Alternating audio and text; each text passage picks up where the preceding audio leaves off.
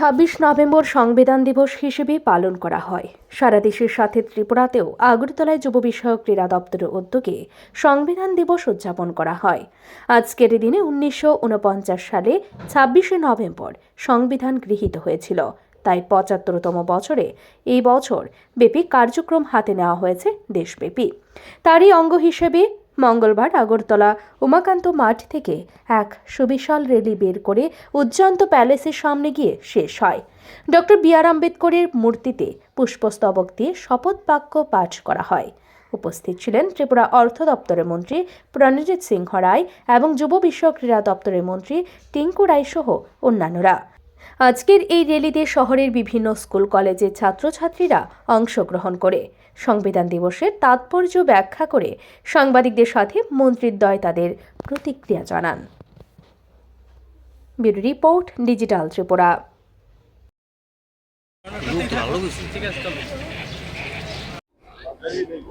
আজকের দিন 26শে নভেম্বর এবং 1949 সনের 26শে নভেম্বর এই প্রথম আমাদের সংবিধান গৃহীত হয়। এটা আমরা সকলে জানি যে গৃহীত হয়েছিল কিছুটি অনুচ্ছেদের উপরে, কিন্তু সেটা স্বাভাবিক সমস্ত এবং সম্পূর্ণভাবে এটা শুরু হয় আমাদের 1950 সনের 26শে জানুয়ারি। এটা আমরা সকলেই এটা প্রজাতন্ত্র দিবস পালন করি। তো আজকের এই সংবিধান দিবস, এই দিনটাকে পালন করা, এটা কতটা আমাদের দেশের জন্য এবং দেশের যুব সমাজ থেকে শুরু করে দেশের মানুষকে সচেতনতা করা, এটা আমাদের মূল উদ্দেশ্য।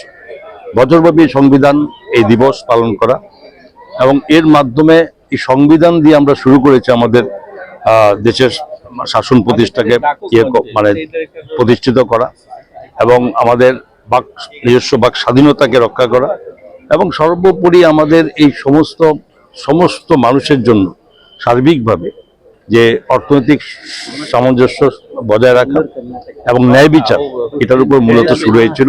তার পরবর্তী সময় বিভিন্ন রকম আমাদের এই তো আজকের এইটার সঙ্গে আমরা দেশকে জানতে হবে, দেশের যারা স্বাধীন করেছে, যাদের জীবনদান করেছে এবং তাদের প্রতি সম্মান, কিন্তু সংবিধানকে সম্মান জানাতে হবে। আমরা সকলে জানি ডক্টর বি.আর. আম্বেদকরজির নেতৃত্বে প্রায় দীর্ঘদিন 2 বছর 11 মাস 17 দিনের মাধ্যমে উনি এই সংবিধান রচিত করেছেন। পৃথিবীর লিখিত সংবিধান রচনা আমাদের দেশের থাকার কারণে সবচেয়ে বৃহৎ সংবিধান এবং এটার মাধ্যমে দেশকে জানা এবং দেশকে এগিয়ে নিয়ে যাওয়া। দেশের প্রধানমন্ত্রী নরেন্দ্র মোদীজি দেখুন যে 100 বছর স্বাধীনতা দিবস উপলক্ষে ভারতবর্ষের যে বিকশিত ভারতের যে পরিকল্পনা নিয়েছেন এবং সেই বিকশিত ভারতের যদি সার্বিকভাবে দেশের সমৃদ্ধি বৃদ্ধি করতে হয়, তো সেটা অটোমেটিক্যালি এইভাবেই যাত্রা শুরু করা উচিত এবং দেশ এগিয়ে যাক, সকলের সহযোগিতায় হবে এবং সকল মানুষের একাত্মতা এবং উদ্যোগ ঐক্যবদ্ধতায় দেশকে এগিয়ে নিয়ে যাবে। এখানে কোনো ব্যক্তিগত ব্যাপার নয়, 140 কোটি মানুষের জন্য এই সংবিধান রচিত হয়েছিল এবং সেটা আপনারা সকলেই জানেন যে সংবিধান গৃহীত হয়েছিল 26 নভেম্বর 1949 সালে এবং এটাকে কার্যকর করা হয় 26শে জানুয়ারি 1950 সালে। 75 বছর পূর্তি হয়েছে। 75 বছর পূর্তি উপলক্ষে গোটা দেশব্যাপী এক বছর বিভিন্ন কার্যক্রমের মধ্যে দিয়ে এটাকে পালন করা হবে। তার শুভারম্ভ আজকে হলো। আমরা সকলেই যারা নতুন প্রজন্ম আর যুব যারা সকলেই আমরা জানি যে আমাদের অধিকার, আমাদের কথা বলার অধিকার, আমাদের অন্ন বস্ত্র শিক্ষা স্বাস্থ্য, আমাদের বাসস্থানের সমস্ত অধিকার কিন্তু আমাদের সংবিধান আমাদেরকে দিয়েছে। এটা যেন নতুন প্রজন্ম পর্যন্ত, নতুন ছাত্রছাত্রী সকলের মধ্যে যেন প্রচার প্রসার ঘটে এবং সংবিধানের প্রতি যেন আরো শ্রদ্ধা, আরো আমাদের একাগ্রতা আমাদের এটা বাড়ে, তার জন্যই এক বছর বিভিন্ন কার্যক্রমের মধ্যে দিয়ে পালন করা হবে।